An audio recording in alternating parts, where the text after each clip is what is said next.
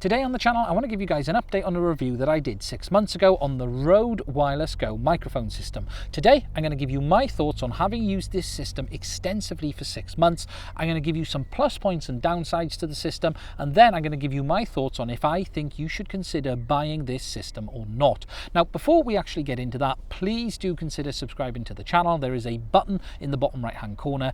Also hit that little bell as well, and you'll receive updates on any new videos that I release in the future.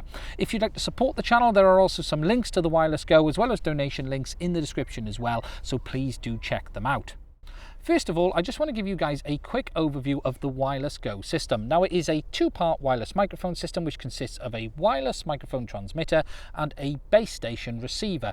Now, the transmitter has a built-in microphone on the top, but it also has the ability to take a 3.5mm lav mic as well. Now, Rode do make a specific lav mic for this system called Lav Go, but in all my tests with this, I've actually been using it with the base station itself without the external mic, and I'm going to try the external mic hopefully in the near future. On the receiver side, it has got a 3.5mm jack output that connects to either a smartphone or camera, and on the front you've got a small LCD screen which shows information such as the battery level of both units, the volume level, and it allows you to adjust things like the built-in preamp and screen brightness as well.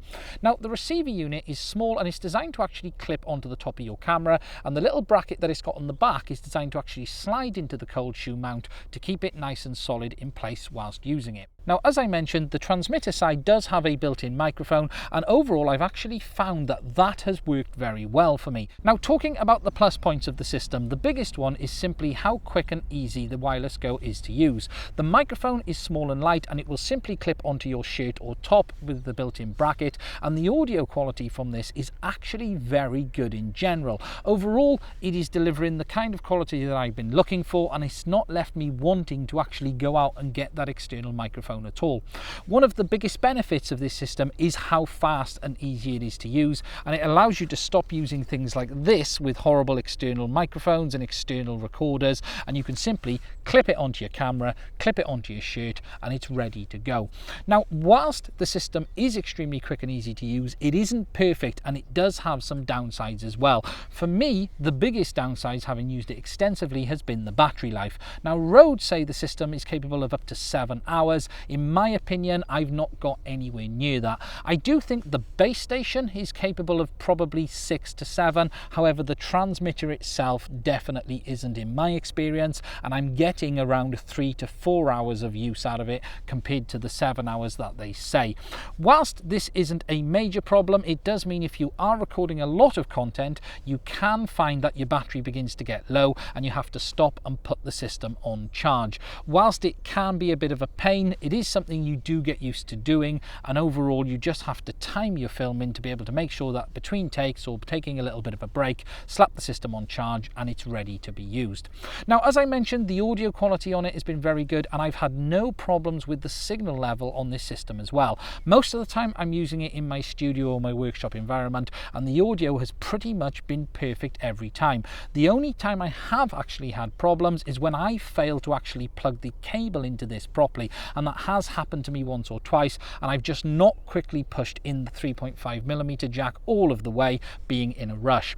Once or twice I have also failed to make sure that this is on, and again, that is entirely my fault for not checking that the audio system was working properly. Now, one thing I will mention is the weight of the microphone unit. Whilst it isn't massive, it can be an issue if you're wearing just a t-shirt. If you're clipping it onto a normal jacket, it tends to be fine and it will stay where you put it, but because it is a little bit bigger than, say, a lav mic, if you do clip it onto your t-shirt, it can actually begin to pull down, and I have had situations where the microphone begins to tip and you lose the audio level. Now, overall, it is something just to be aware of when you're using the system, and a way around that is getting the Lav Go and using it with that rather than the unit itself.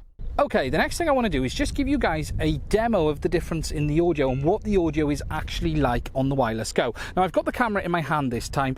I have, up until this point in the video, been recording the audio on my cheap lav mic connected to my Tascam. Now, I've stopped doing that and I've actually connected the lav now straight into the camera. Now, this is a cheap lav that I picked up off Amazon. It's made by a company called Manon, I think it is. just that one there, and that's what I'm using to record this audio that you're hearing now.